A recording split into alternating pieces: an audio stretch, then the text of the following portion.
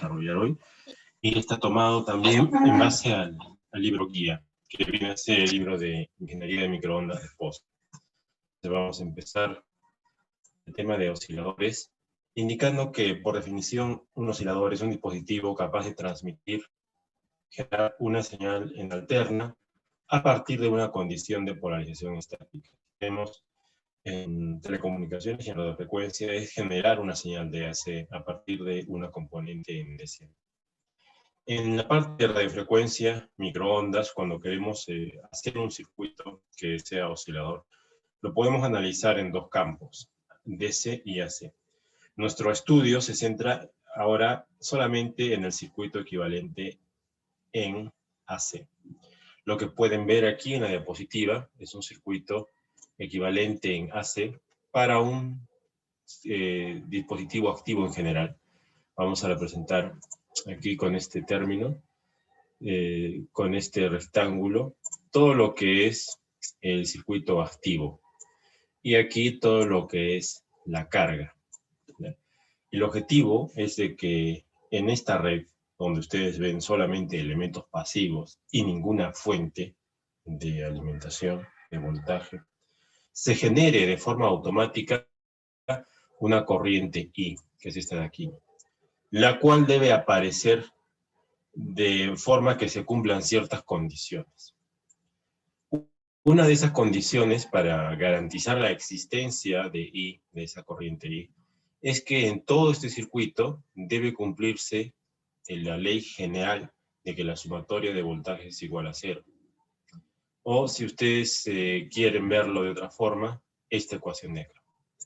Esta ecuación de acá nos dice que la corriente I, que es una corriente que va a pasar por todos estos elementos en serie, multiplicados por la suma de ZL con Zin es igual a 0. ¿Quién es ZL? ZL es este arreglo de acá, ¿no? Este arreglo de carga. La suma de la parte resistiva y reactiva es impedancia de carga. ¿Y Zin quién es? Zin es todo esto que están viendo acá, ¿no? La suma de los dos elementos en serie, Rin y Xin. Entonces, es evidente ver de que esas dos cargas, ZL y Zin, están en serie, entonces la corriente multiplicada por la suma de ambas tiene que ser igual a 0. Ahora, esa ley general debe cumplirse en este circuito. Y para que ella se cumpla hay dos posibilidades. Como es una multiplicación igualada a 0, se debe cumplir bien que I es igual a 0 o bien que este primer factor es igual a 0. Que el término I sea igual a 0 no lo vamos a considerar porque estamos partiendo del supuesto en que esta corriente I existe y es diferente de 0. Entonces, esa no es la solución de esta ecuación, sino que la solución vendría a ser esta que estamos viendo acá. ZL más Zin igual a 0. Ahora, para que ZL y Zin, la suma de ambas, sea igual a 0, significa lo siguiente: ZL es R sub L sumado con X sub L, ¿no? Esto, si yo lo sumo, bueno, este es la impedancia de carga, y esto yo lo sumo con la impedancia de entrada, que viene a ser Rin más Zin, todo esto tiene que ser igual a 0. ¿No?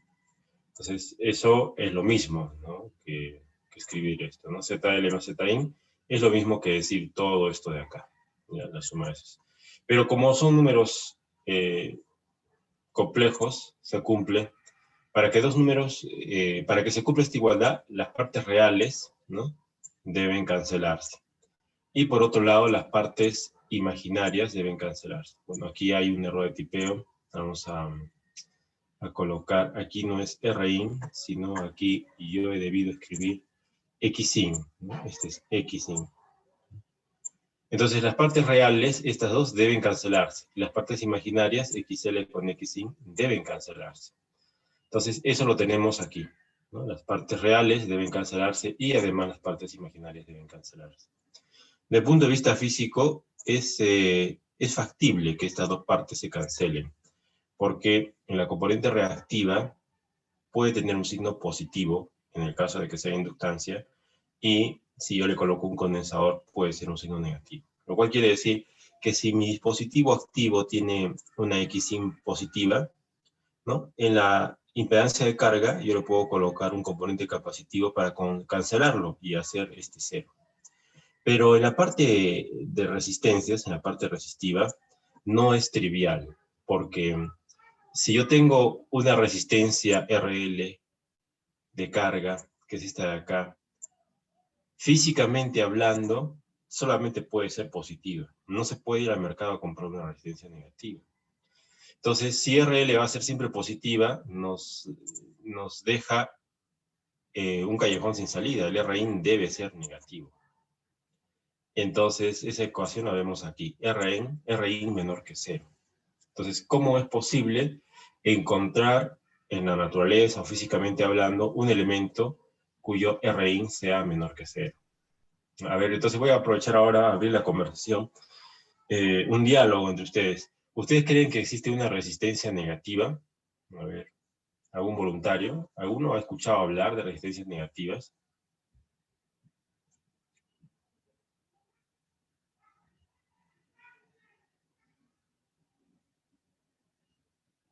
¿No? ¿Cómo sería este tema de resistencia negativa? ¿No? Menos 5 ohmios, menos 10 ohmios. ¿Cómo funcionaría?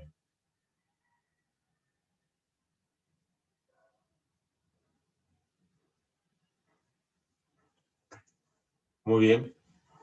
Para aquellos que deseen saber, a ver, tenemos aquí un chat, ¿no? Tenemos dos. En teoría sería.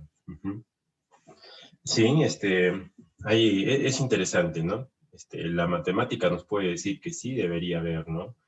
Hay elementos que son duales en la naturaleza, ¿no? El blanco, el negro, positivo, el negativo, ¿no? Si existe reactancia positiva, debería existir reactancia negativa. De hecho, sí lo existe.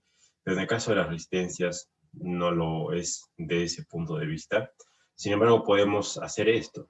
Fíjense, vamos a recordar en nosotros las curvas características. En este caso, de un transistor. Colocamos curvas características de un transistor aquí. Y ya saben ustedes que por este lado tenemos un voltaje. Para el caso de transistor FET, va a ser un voltaje entre drenador y surtidor. Y para el caso de un diodo, las curvas características van a tener esta forma. Vamos a colocar aquí, ¿no?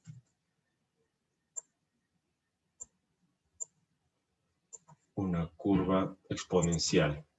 Así. Bueno, mejor vamos a hacerla así. A ver, una forma exponencial o parabólica.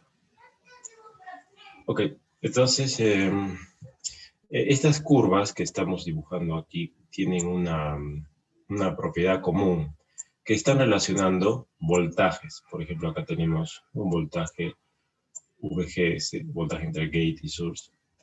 No, perdón, un voltaje entre ánodo y cátodo. Vamos a poner voltaje VD del diodo. Y acá la corriente del diodo, ¿no? La corriente I del diodo. Acá también tenemos una corriente I. Si nosotros recordamos la definición de resistencia, ¿no? Podemos poner resistencia. Una de las ecuaciones de la resistencia es igual a voltaje sobre corriente. Este voltaje sobre corriente es una definición de resistencia que siempre la hemos usado. Pero nada impide de que yo pueda colocar de forma incremental el operador delta por aquí. Vamos a poner un triángulo. Variación de voltaje sobre variación de corriente. También es definición de resistencia. Una variación de voltaje sobre una variación de corriente. Es una resistencia también. Entonces, esta idea de variación de corriente sobre variación de voltaje me introduce o me lleva a la idea de pendiente de una curva. Y la pendiente de una curva es importante porque yo la puedo ver gráficamente. Y de hecho yo puedo trazar con rojo una pendiente. Por ejemplo, vamos a poner, yo puedo elegir un punto de reposo para este diodo aquí, ¿no? Este punto, y puedo trazar alrededor de ese punto una tangente. ¿no? Bueno, en este caso, creo que tengo que ponerle un poco más aquí. Así, ¿no? Más o menos. Una tangente en ese punto. Y la pendiente de esa tangente es la resistencia. Y ustedes ya han visto esto en el curso prerequisito que se llama dispositivos y circuitos electrónicos, y saben de que esto se llama resistencia dinámica, ¿no? Polarizar en un punto, aplicar pequeñas variaciones de voltaje y de corriente alrededor del punto de reposo, delta V y delta I, y ya tienen una resistencia dinámica, o resistencia en alterna. Y lo mismo pasa aquí en el dispositivo transistor de efecto de campo. Uno puede elegir un punto de polarización cualquiera. Por ejemplo, podemos elegir este aquí. Polarizo el transistor ahí. Y trazo una recta que sea tangente a ese punto. Vamos a poner que está así.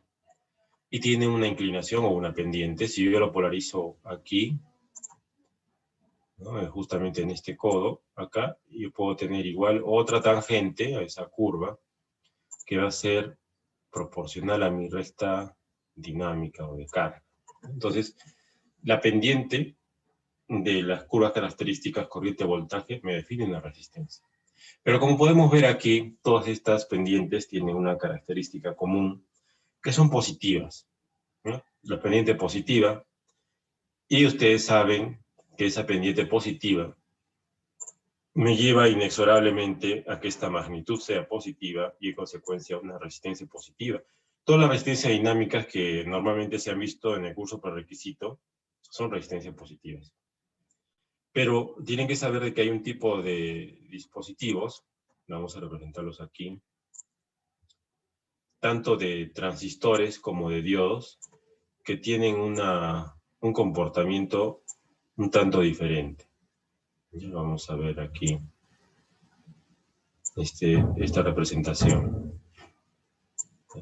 Hay transistores que funcionan con curvas características que tienen esta forma. Vienen así, luego bajan y luego suben. Y también hay diodos que tienen comportamiento así, como transistor. Suben, bajan y luego suben. Tanto en uno como en otro, en un transistor de efecto de campo como en un diodo, se puede definir un punto de polarización. Si yo lo polarizo acá, entonces la recta, la pendiente, la tangente en ese punto, va a tener esa forma, y es una pendiente negativa. Igual acá, si yo lo polarizo el diodo en este punto, la tangente en esa línea va a ser también, perdón, vamos a ponerlo aquí, va a ser también de naturaleza negativa, ¿ya? Va a ser así, pendiente negativa siempre. Entonces, esas regiones, esos dispositivos que tienen esa particularidad, que tienen esta inclinación, son dispositivos que me permiten generar resistencias negativas. Entonces, la resistencia negativa no existe como tal, como un componente de dos patillas que tiene un valor negativo, sino existe como un dispositivo activo que, polarizado en un punto específico, me genera una variación de voltaje con respecto a la corriente que lleva al sentido contrario a lo que normalmente se esperaría. Entonces, la resistencia negativa es el comportamiento de un circuito activo que me permite generar estos valores, ¿sí? Entonces, la pregunta es, ¿dónde puedo obtener yo un valor de RI negativo? ¿De dónde obtengo este elemento?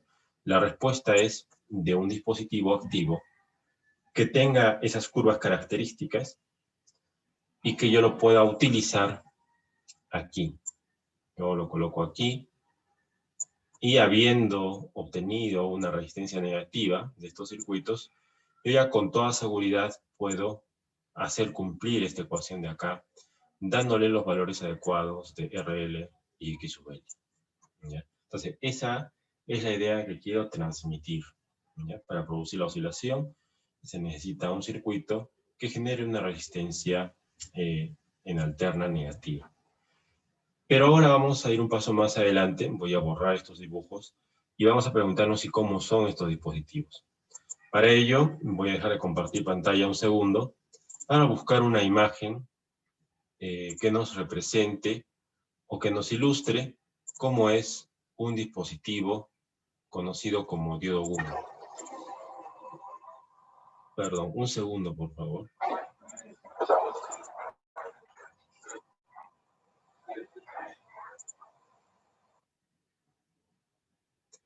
Perdón. Vamos a ver. Un segundo.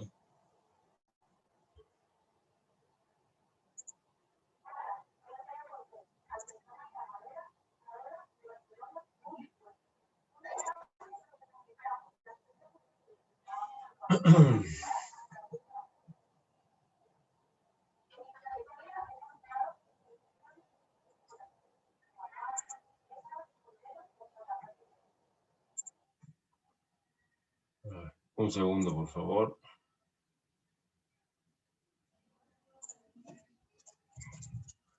Estoy escribiendo ahorita en el explorador, en el Chrome, una palabra que es diodo GUN.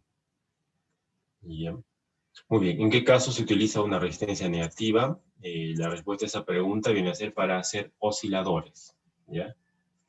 Ahora vamos a ver cómo es este dispositivo que genera resistencia negativa. Bueno, esta figura que vemos acá, esto en sí mismo no es una resistencia negativa, esto es un diodo GUN.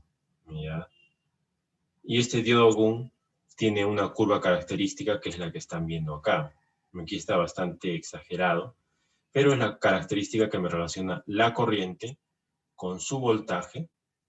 Y como pueden ver, aquí hay una caída en esa curva característica, y aquí es donde aparece la resistencia negativa.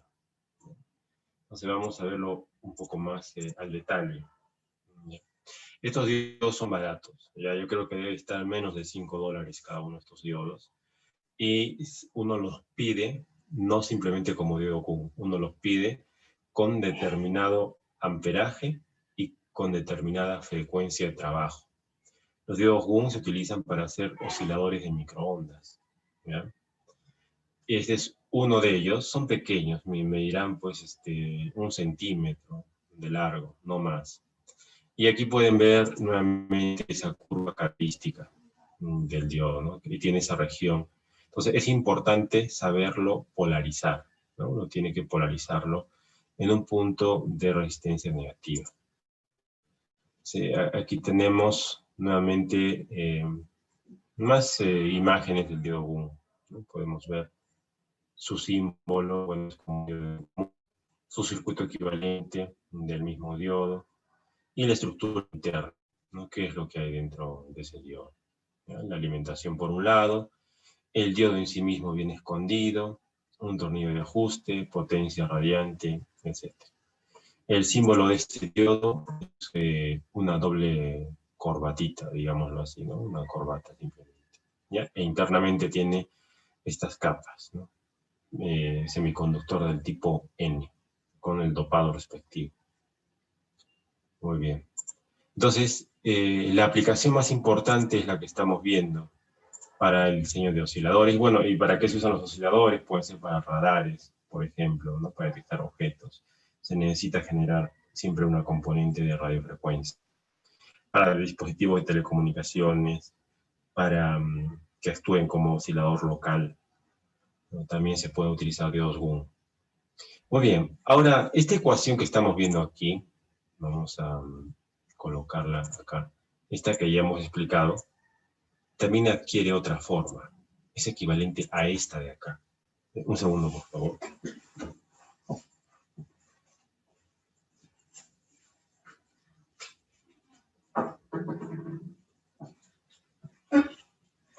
Entonces es equivalente a esa ecuación que están viendo abajo. ¿En qué se diferencia? Se diferencia en que hemos obviado los términos. En vez de expresarlo en forma de impedancia, ahora lo expresamos en forma de coeficiente de reflexión. Lo mismo en la entrada, en vez de impedancia, en forma de coeficiente de reflexión. ¿Ya? Y la pregunta que puede venir en la evaluación es, ¿cómo demuestra usted que puede llegar de esta forma a esta forma? ¿Cómo llega de una ecuación a otra? Entonces, para responder esa pregunta, la respuesta y la ven aquí. Pero es necesario saberla sustentar con sus propias palabras. Para decir, dar la interpretación. ¿Qué se está haciendo aquí realmente? Entonces, ustedes tendrían que responder algo así, ¿no? En primer lugar, partimos de recordar, si quieren decirlo así, que en el circuito anterior teníamos estos 4 bloques, vamos a poner acá, estos 4 bloques, que estaban unidos por líneas. Vamos a unirlo rápidamente por líneas. ¿No? Es la línea, ¿no? Es un circuito que está formado por 4 elementos, 2 reactivos y 2 resistivos. Pero habíamos dicho de que los primeros de acá o hacían referencia a la carga, o sea, todo esto aquí era ZL, ¿no es cierto? Que estaba formado a su vez por R sub L y X sub L. Y todo lo que estaba aquí está formado por la impedancia de entrada. Vale decir, todo eso es Z-in. Y Z-in está formado por 2 bloques en serie. Uno es el R-in y otro es el X sub in. Entonces, ¿por qué es importante hacer esta aclaración? Porque es posible que nosotros podamos definir, ¿no? Si nosotros miramos de aquí para acá, nosotros podemos definir un componente que se denomina coeficiente de reflexión en la carga, gamma L. ¿Y cómo se define eso? Bueno, pues simplemente vamos a cambiar de color. Todo este elemento que está acá, estos 2 señores de acá, yo lo voy a representar acá como una carga de valor ZL.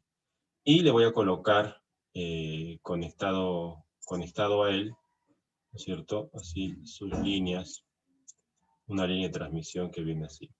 ¿Ya? Y acá vendría a estar el punto de medida gamma sub L. ¿Ya? Esa línea de transmisión que acabo de colocar aquí, que la voy a poner la voy a delimitar con sus puntitos, ¿no? Una línea de transmisión desde aquí hasta acá, el vivo, y desde aquí hasta acá el neutro. Esa línea tiene una impedancia característica, que se denomina impedancia característica del sistema Z sub 0. ¿Ya? Entonces, hasta ahí todo está claro. Y evidentemente ZL es lo que estamos observando aquí, ¿no? ZL es este. Entonces, todos sabemos, por definición de coeficiente de reflexión, de que para esa figura que tenemos aquí, en rojo, el gamma L es igual a el Z sub L, la carga primero siempre, menos, aquí es Z sub L, menos el Z sub 0 del sistema, dividido sobre la suma de ambos. Aquí vamos a poner simplemente signo más. La suma de ZL más Z sub 0. Entonces, eso es lo que estamos viendo acá. Todo eso es lo que se ha colocado aquí. Ese es el gamma L. Bien. Pero de aquí a acá, ustedes ven que aquí hay otra igualdad, ¿no es cierto? Ha habido una transformación. ¿Qué transformación ha habido? Que en vez de ZL se ha colocado menos ZIN. ¿De dónde sale esto? De esta ecuación de acá, ¿no? De aquí hemos dicho ZL es igual a menos ZIN. Entonces ahí lo ha reemplazado nomás. Y después de aquí a acá hay otra transformación que se ha hecho. ¿Qué ha pasado acá? Lo ha multiplicado todo por menos 1. Si lo multiplican todo por menos 1 sale así. Y aquí ha habido otra transformación. ¿Y de dónde sale esto? ¿Saben de dónde sale? Si ustedes esta parte de acá, todo esto que está acá, lo escriben aquí al lado, vamos a poner, aquí tenemos la línea de transmisión, ¿no? Aquí tenemos la impedancia de carga, perdón, que en este caso va a ser todo esto de acá, ¿no? Y todo esto de aquí está representado por ZIN, yo lo escribo acá, ZIN, ¿no? Y luego le pongo la segunda parte de la línea de transmisión, que viene por aquí, que viene por acá, y luego le pongo acá mi plano de referencia para medir el coeficiente de reflexión gamma in. Ustedes al toque se dan cuenta de que utilizando la ecuación general de gamma, aquí saldría que gamma es igual al ZIN, ¿no? Que es mi carga en este caso, en esta figura, menos el Z sub 0. El Z sub 0, ¿quién es? Es la impedancia característica de la línea. O sea, aquí esta línea tiene una impedancia de Z sub 0. ¿Sí? Y a todo eso hay que dividirlo entre la suma de ambas. ¿Sí? Aquí está, sobre la suma. Entonces, gamma in es igual a ZIN menos Z0 sobre ZIN más Z0. Y ustedes se dan cuenta, esta ecuación de aquí es exactamente al revés, lo opuesto a esta ecuación, ¿no? Si ustedes le dan la vuelta a esta ecuación al revés, le sale esta de acá. Entonces de ahí es que se pone 1 sobre gamma in, y aquí es donde sale esa ecuación. Entonces ya saben ahora ustedes demostrar cómo se puede llegar de esta ecuación a esta ecuación de acá. ¿Y por qué queremos llegar a esta ecuación de acá? Porque esta ecuación en forma de coeficiente de reflexión es lo que necesitamos utilizar para manejar la carta de Smith, ¿ya? Y en la carta de Smith vamos a ver cómo diseñamos un oscilador.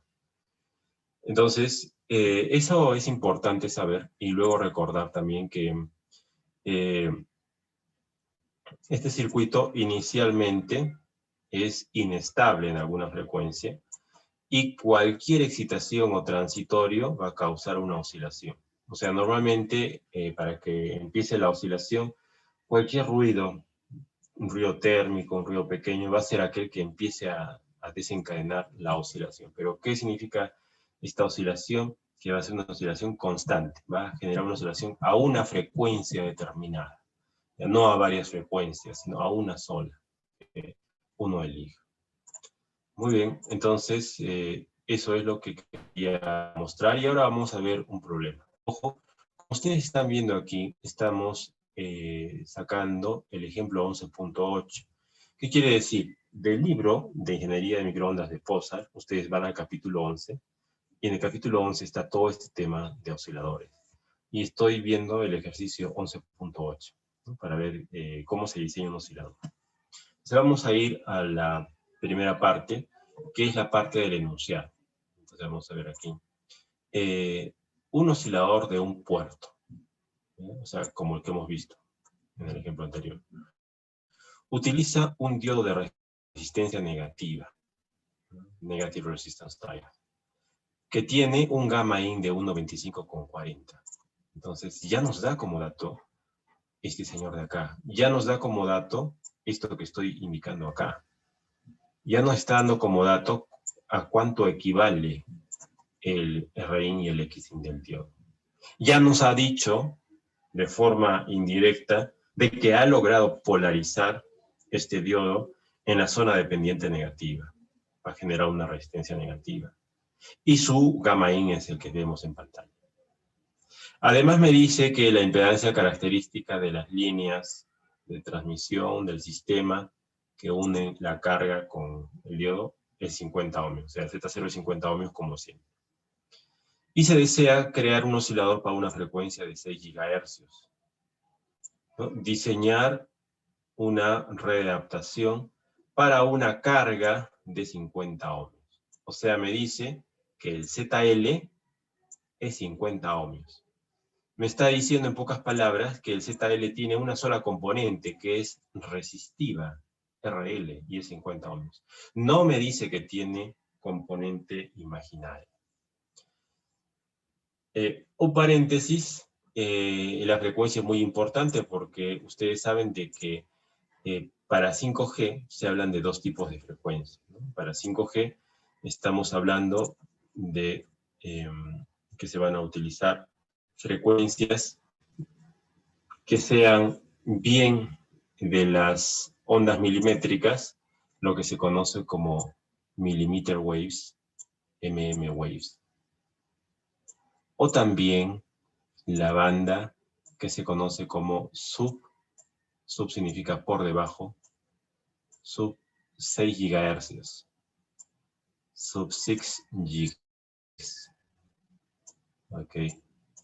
Entonces, justamente la frecuencia que pone este problema acá apunta al valor, al margen superior de la banda de sub 6 GHz. O sea, estaríamos básicamente en este caso, ¿no? Podría tener potencialmente una aplicación para 5G, ¿no? Hacer un oscilador a una frecuencia de 6 GHz.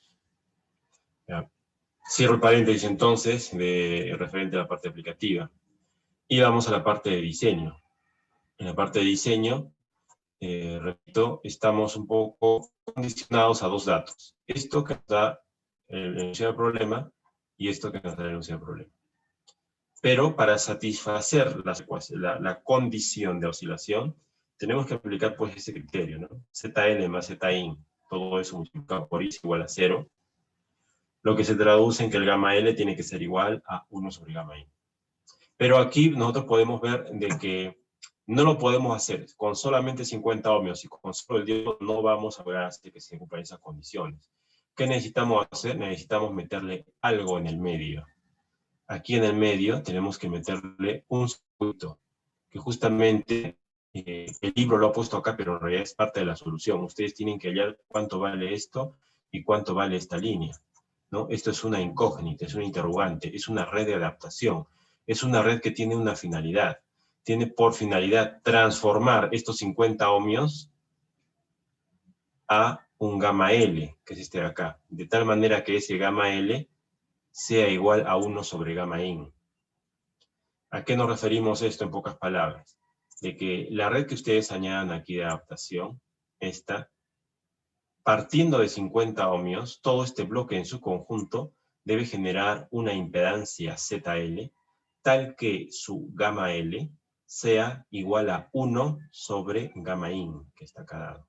¿Ya? Entonces, el trabajo es hallar las dimensiones de esa red de adaptación, ¿ya? Para que se produzca la oscilación.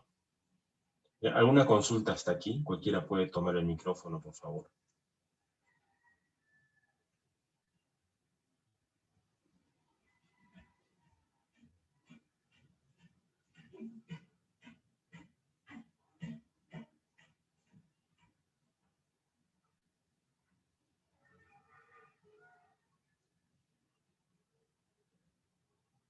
Muy bien.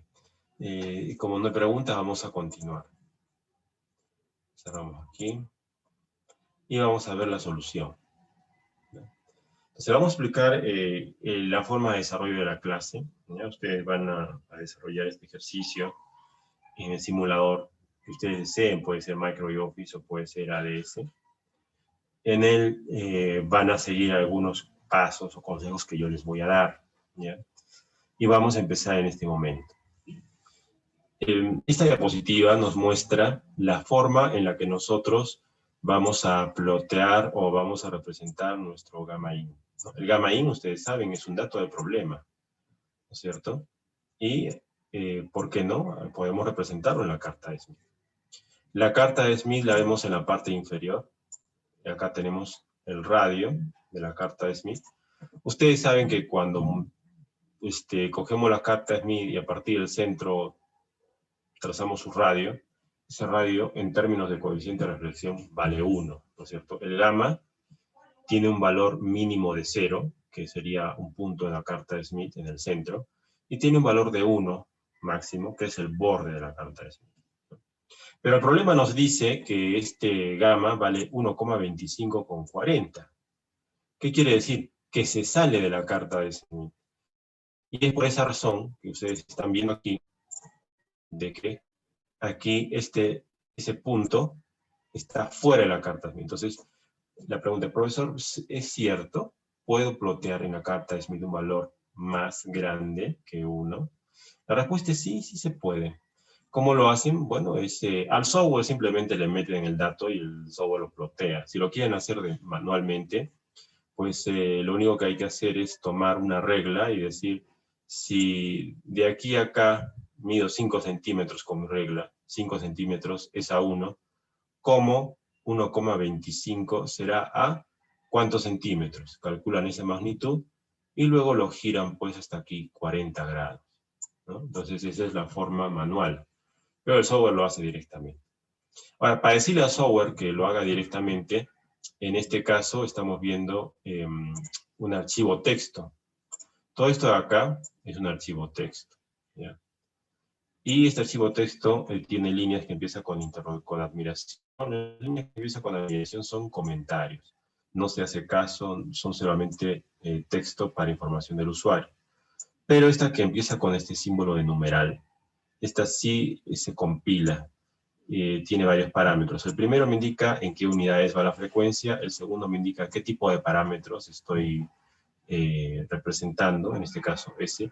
El siguiente me indica en qué formato, magnitud ángulo en este caso, porque también podría ser magnitud en decibeles, ¿no? El tercero, el cuarto y el quinto me indican con respecto a qué sistema lo he medido. En este caso, una impedancia característica de 50 ohms. Y a partir de esta línea, que ya no tiene signo de admiración, empieza pues el dato. Uno tiene que escribir aquí de forma manual la frecuencia, porque es el primer parámetro. El segundo parámetro son los parámetros S, pero los parámetros S son 4. S11, 21, 12 y 22. Pero cada uno de ellos tiene parte real e imaginaria. Por ejemplo, para el S11 simplemente se escribe 1.25 espacio en blanco 40. El compilador ya asume que el primero es la magnitud y el segundo es el ángulo. Escribo dos números más, 2.5 espacio en blanco 80. El simulador ya asume que va a ser el siguiente parámetro ese, que es el S21. Y la primera parte va a ser la magnitud y la segunda el ángulo. Y así sucesivamente. Este va a ser el S12 y este aquí el S22. Entonces, lo que quiero decir es de que acá lo único que nos interesa es plotear este número de acá. 1.25 con 40. Y es lo que se ha hecho acá. Acá se ha generado una carta SMI. La carta SMI se ha dicho plotea única y exclusivamente el S11 y ya salió esto. Estos números de acá, ustedes le pueden poner cualquier número. Si quieren todo, le ponen 0, 0, 0, 0, 0, 0, o le ponen 1, 1, 1, 1, 1, todos, porque no lo vamos a usar, no lo vamos a plotear. Solamente estos dos nos interesan. Entonces ahí sale este tema. Aclaración. Aquí por un error de tipeo se ha colocado 4 GHz, pero en realidad debía ser 6 GHz. Aquí entonces saldría 6 GHz. Sin embargo, no hay problema porque en este caso solamente hemos usado este fichero con propósitos de visualización y la frecuencia 4 no se ha utilizado para ejecutar ningún cálculo. ¿Ya? Solamente lo hemos ploteado ahí para saber dónde estamos. ¿Ya? Muy bien, entonces aquí borramos estos datos y vamos a continuar. Acá tenemos ya otra parte importante del circuito que viene a ser la solución, ¿no? Ustedes saben de que para solucionar el problema se nos había dado como dato que ZL es 50, ¿cierto?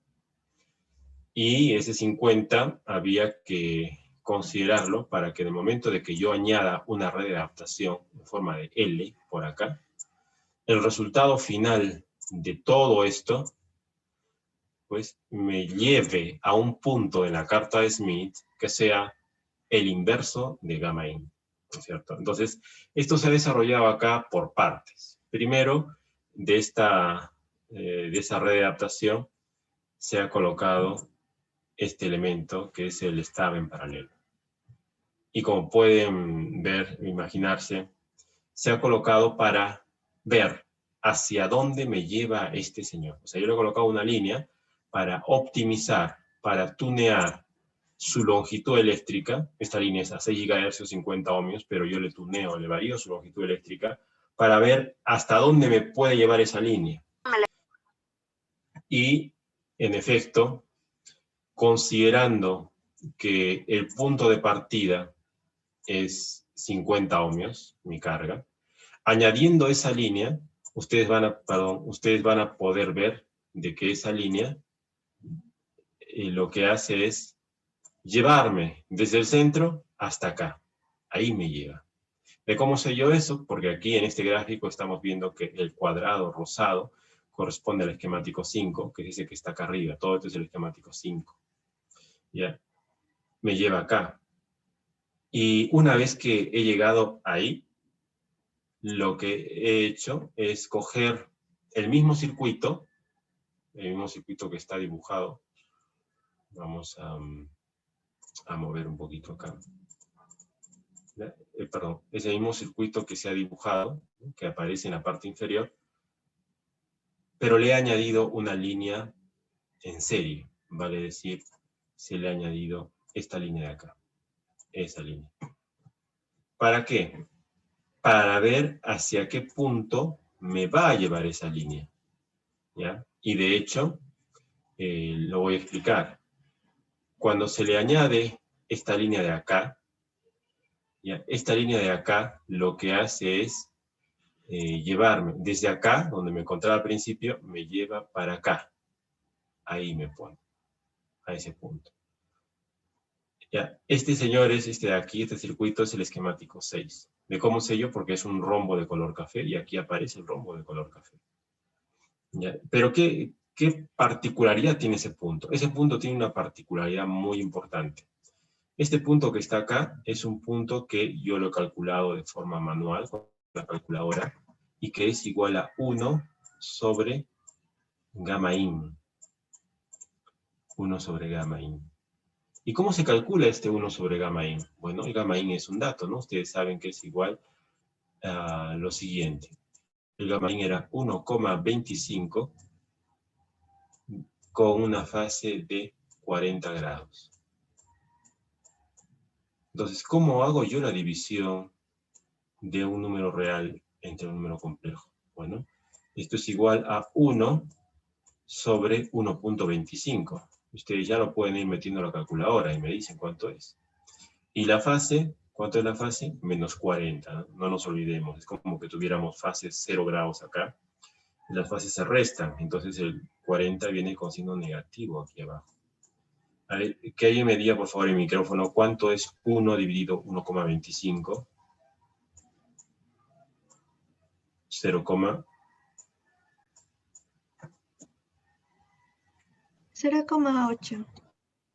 0,8, muchas gracias.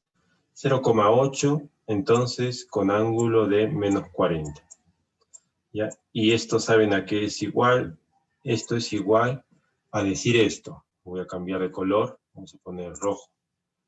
Es igual a que ustedes trazan un vector desde el centro de la carta de Smith justamente hasta aquí, ¿ya? Y la magnitud de todo esto de acá, esa magnitud de aquí hasta acá, es 0,8. Y este ángulo, vamos a trazar una línea aquí, una línea imaginaria, ¿ya? El ángulo que hay de esta línea, de aquí hasta acá, este es el menos 40 grados. Menos 40. Entonces, así se plotea esto. ¿Ya? Entonces, ahora lo tenemos mucho más claro. Nuestro punto de partida ha sido 50 ohmios, nuestra carga. Y nuestro punto donde queríamos llegar ha sido este, porque este es el inverso de este señor, que ustedes ya saben cómo calcular.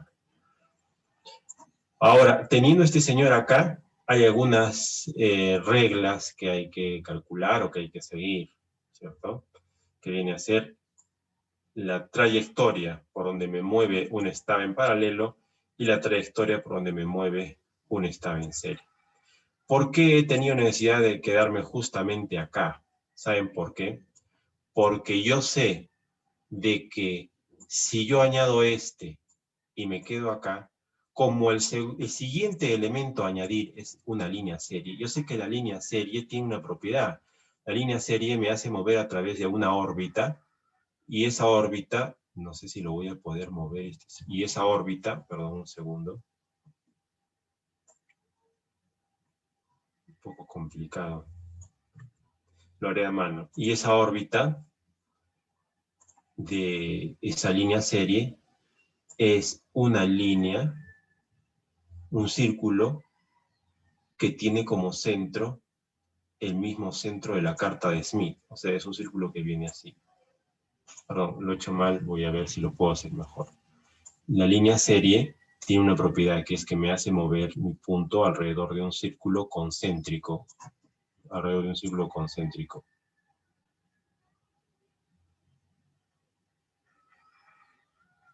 Bueno, no me ha salido concéntrico, pero es lo que estoy intentando hacer. Un círculo concéntrico, concentro en la carta de Smith. Entonces, yo lo llevo acá porque sé que la distancia que hay desde aquí hasta acá, hasta el borde de la carta de Smith, es igual a la distancia que hay desde aquí hasta acá. Eso es lo que quiero decir.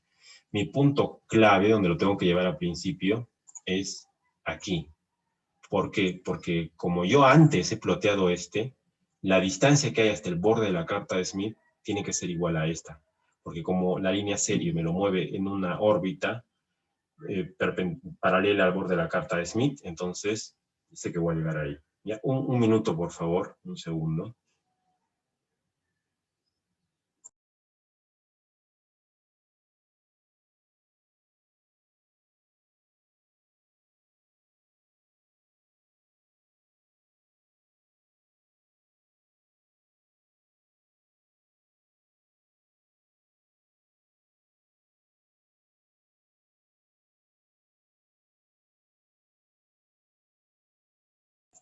Quisiera saber si hay alguna pregunta hasta aquí, por favor. ¿No? Muy bien, entonces fíjense su actividad, que puede ser pregunta de examen, ¿ya? Y yo en el examen les voy a decir, a ver, comparta su pantalla, muestre su simulador, y le voy a decir que me resuelve este problema. Pero yo sé de que en el Microsoft, a veces cuando uno hace la instalación, a veces en la instalación uno no tiene la opción de generar los archivos texto para plotear números complejos.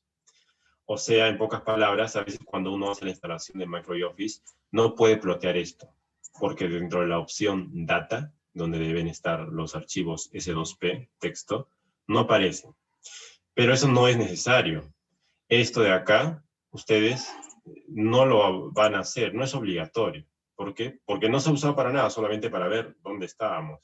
Lo que sí es necesario, obligatorio, es de que ustedes hagan esto, esa de aquí abajo, plotear este punto. Pero para este punto, ustedes no necesitan los ficheros S2P ni la opción data. Ustedes simplemente con su calculadora o a mano, lo único que tienen que hacer es esto. Esto lo hacen a mano, ¿ya? Y ese punto, pues tienen que aparecer acá, ¿no? Un marker ahí, ¿no? Y después hacen este circuito, le ponen este elemento, ¿no? Y empiezan a hacer esta jugada, ¿no? Ahí por acá, luego le añaden el último elemento, y del último elemento, pues, van para aquí, ¿ya? No sé si tiene alguna pregunta al respecto, ¿no? Muy bien, entonces yo voy a dar unos minutos para que ustedes puedan resolver esto en sus computadoras. Y después de unos 5 o 8 minutos aproximadamente, yo voy a llamar de forma aleatoria para que compartan su pantalla, ¿ya? Yo voy a estar aquí presente, pueden hacerme preguntas en cualquier momento, ¿ya? Pueden empezar, adelante. Por favor, tomen una captura de pantalla o foto a esta figura si quieren. Yo voy a dejar de compartir la pantalla en breves segundos.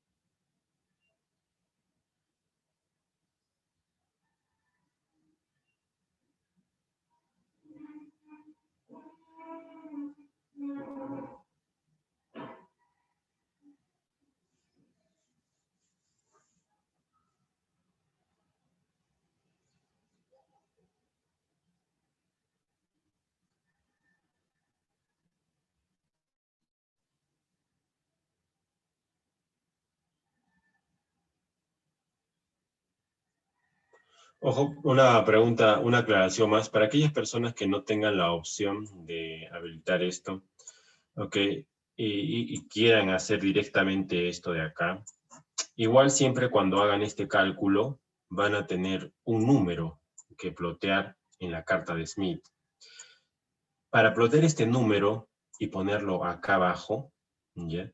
Lo que van a hacer es utilizar este dato, R44,018 y X menos 122. ¿Qué significa eso? Significa de que este punto de acá abajo, si bien es cierto, su gamma es este, en términos de impedancia, su impedancia es esta de acá. Tiene una parte real y una parte imaginaria. Y eso, en términos de circuito, se traduce en esto. Una resistencia que tiene como valor 44,018, 44,018, y que está en serie con un condensador de valor C.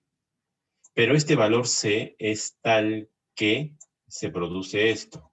La reactancia capacitiva de ese condensador, X sub C, es igual al número que están viendo acá, menos 122,71. Y escribimos acá, menos 122,71.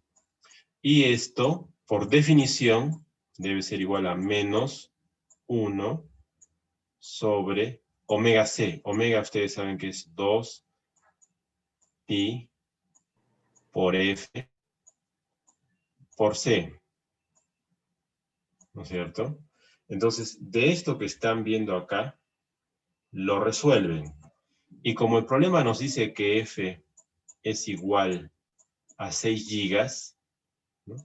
6 gigas, y ustedes saben de que es posible despejar C, ustedes lo que hacen es despejan C. Vamos a poner aquí en modo texto, despejar C.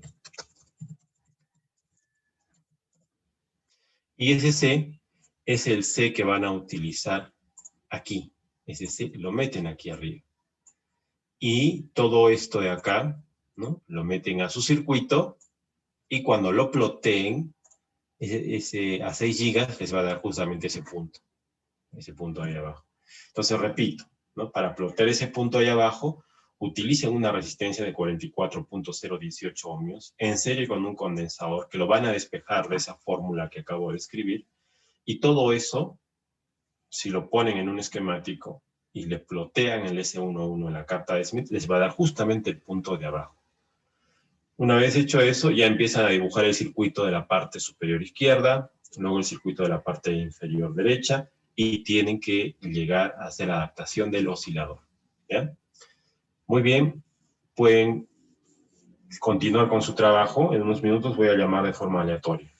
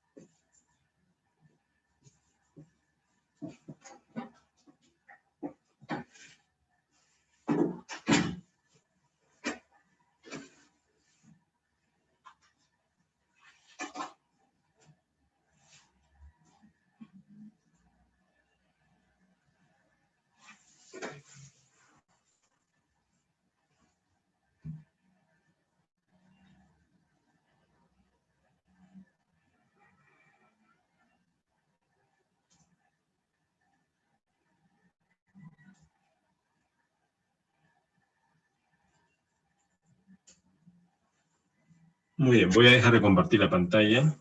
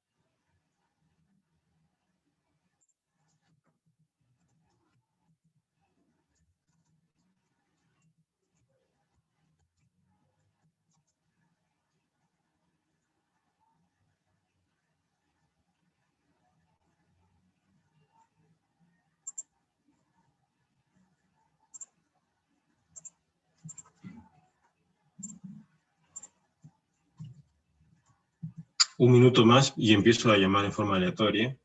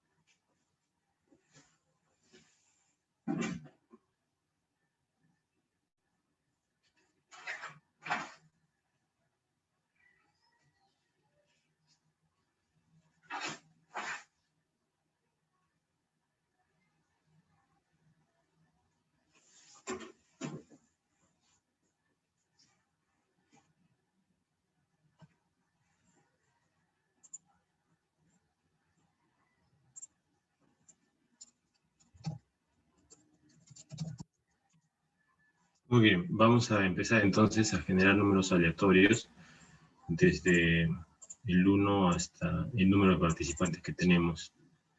Tenemos 11 participantes, vamos a generar entonces hasta el 11, un número al azar. El primer número que tenemos es el 7, de los participantes que tenemos, el séptimo es 3, 4, 5, 6, 7. Fernando Chicaña. Fernando, por favor, el micrófono.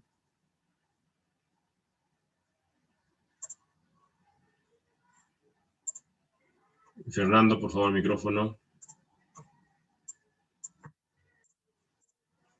Ingeniero, buenos días. Sí, buenos días. ¿Podrías compartir tu pantalla con nosotros?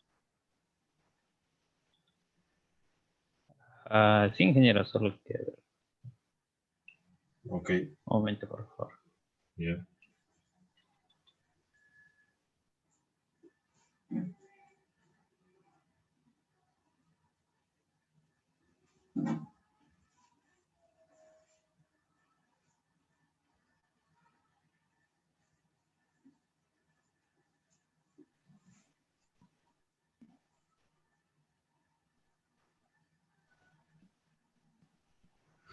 Ok.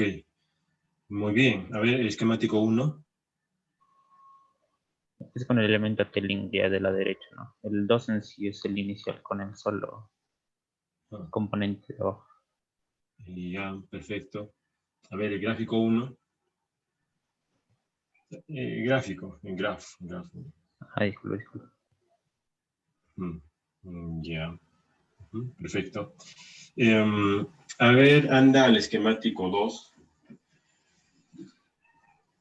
Dale clic al T-Lock. Sí. Dale check donde dice Tune. Ahí, abajito. Ahí, donde dice Tune en la parte del centro. Hay una, donde están los 110 grados. Ahí, en ese cuadradito, justamente ahí. Dale check ahí. Acá. Y, dale a aceptar. Muy bien. ¿Ves? Se te pone azul, ¿no? Cuando se pone azul significa de que uno lo puede modificar un poquito. Ahora regresa al gráfico 1. ¿Ya? Ahora dale clic derecho en la carta de Smith. Dale Properties. Muy bien. Ahora dale clic donde dice en Display Format. Perdón, Display... ¿Formato? No, en formato no, en Traces. En Traces. No está ahí, ¿no? Measurement, en Grid. No, Grid. Ya, dale donde dice Admittance Grid. Ahí está. Apply, ok. Muy bien. Dándole OK aquí, ya tienes todas las órbitas, ¿no? Los círculos de conductancia constante. Y lo que yo quiero es de que tú veas por qué trayectoria te has movido desde los 50 ohmios para llegar ahí. Para ello quiero que le des clic en la parte superior, hay un botón que tiene como un, no sé cómo se llama esto. Eso de ahí, como un deslizador, ¿no? Como una barra vertical. El que está al lado izquierdo de la impresora es... Esta. Exactamente. A ver, muévelo. ¿Ves? Ahí estás. Entonces, quiero que le des un valor pequeño, bien pequeñito. O sea, baja. Ya está. Ok. Entonces, si tú le das un valor de 0, o sea, como que no hubiera longitud, tú te has movido desde el centro hasta ese punto, llegando a 110 grados. Donde dice min, en la parte inferior, hay min, en vez de 55, ponle 1 grado nada más. 1, ¿ya? Y ahora muévete hasta 1, hasta que llegues a 1 grado. Ahí está. Entonces ahí, ese era tu punto de partida, cuando tenías 50 ohmios, sin ningún componente añadido. ¿Ya? Y cuando le has añadido ese T-Lock y has ido haciéndolo crecer, pues ese 50 ohmios se ha ido moviendo, ¿no? A ver, mueve el desplazador ese, muévelo. Sí, y te has ido moviendo por esa órbita, ¿no? Por esa órbita, y luego has dado la vuelta por ahí, y finalmente has llegado a ese punto, ¿no? Ese punto que está ahí. Que es el punto que necesitamos para poder llegar luego al 44 con menos 122, ¿no? Entonces ahí yo recuerdo que tu valor final había sido 110.9 grados. Si quieres lo puedes completar ahí. 110.9 grados.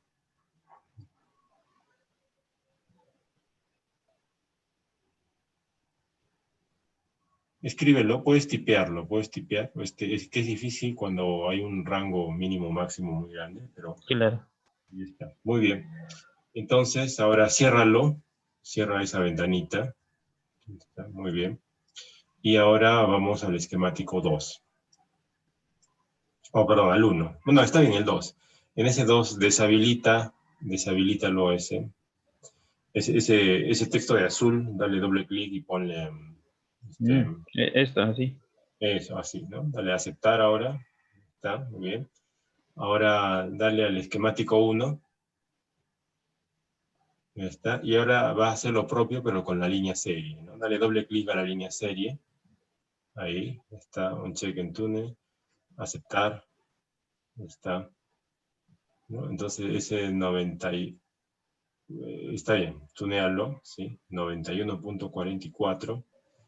También lo vas a colocar, ¿no? Exactamente, bájalo, ¿no? Lo más que puedas, ¿no? Cuando vale 0, ¿dónde estás? A ver, dale valor de 1 grado. Donde dice min, en vez de 45, dale 1 grado. Claro, ya. A ver, dale 1 grado, baja hasta abajo, baja todo lo que puedas abajo. Ya has empezado ahí. Ahora súbele, sube un poco, hasta llegar ahí, sin pasarte, ¿no? Hasta llegar a al punto que has deseado, ¿no? Que era, me parece que era 91.44, algo así. Sí, por ahí era, también lo recuerdo exactamente. 91.44. Muy bien, entonces esa ha sido tu trayectoria. Ahora puedes darle cerrar, ¿no? Cerrar. ¿Ya? Entonces, eso es lo que se puede preguntar en la evaluación, ¿no? ¿Cuál ha sido la trayectoria que has seguido para llegar desde el centro hasta el punto rosado? Y luego, ¿cuál es la trayectoria que has seguido para llegar desde el punto rosado hasta el punto final? Claro, entonces, es importante, ¿no? Identificar esa ruta, esa trayectoria. Muy bien. ¿Tienes alguna consulta de esta parte? No, ingeniero, ninguna. Ya, antes de que dejes de compartir, solamente quiero que explique elementos, parte inferior, ahí, ya, ok, ya, perfecto. Sí, está bien. Muy bien, puedes dejar de compartir. ¿Ya? Gracias. Muy bien, ¿alguien más que desee compartir sus resultados?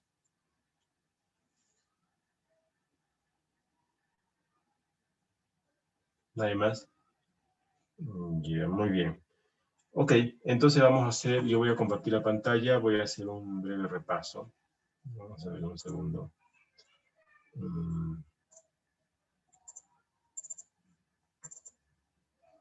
Muy bien. Bueno, yo también acabo de abrir el Microsoft Office. De hecho, tenía un problema porque había surgido un mensaje de que la licencia ya no era válida. Entonces, lo que yo he hecho es mover el fichero .lic de licencia a otra carpeta diferente, ¿no?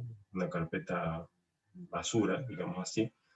Y he vuelto a correr el ejecutable makeLic, ¿no? De hacer licencia.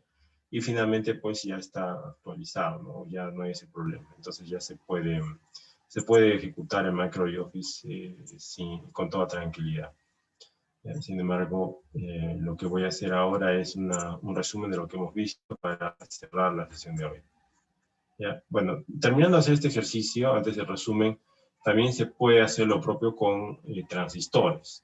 O sea, osciladores en base a transistor también se comportan como dispositivos de una puerta negativa. ¿Cómo se hace este circuito?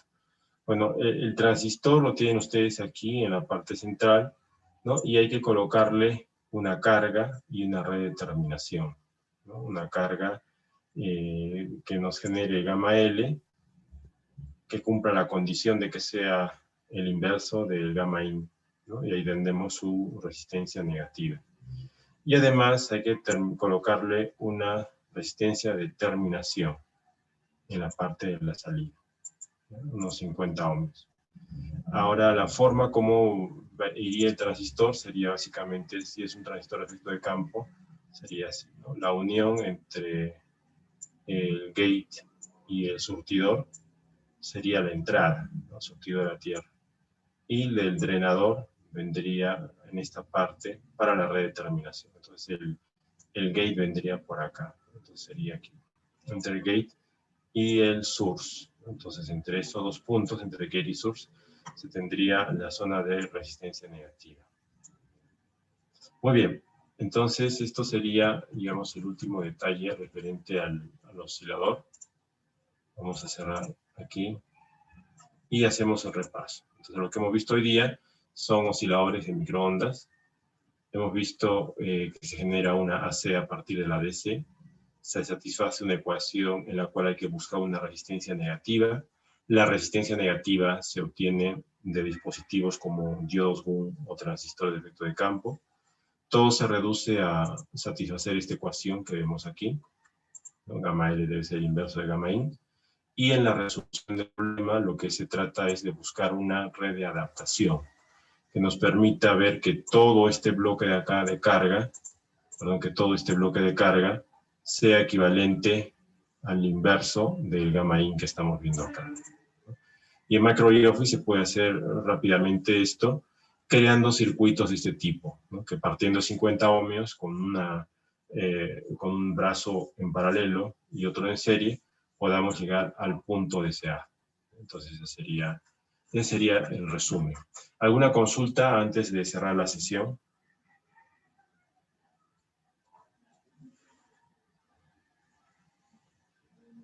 Muy bien.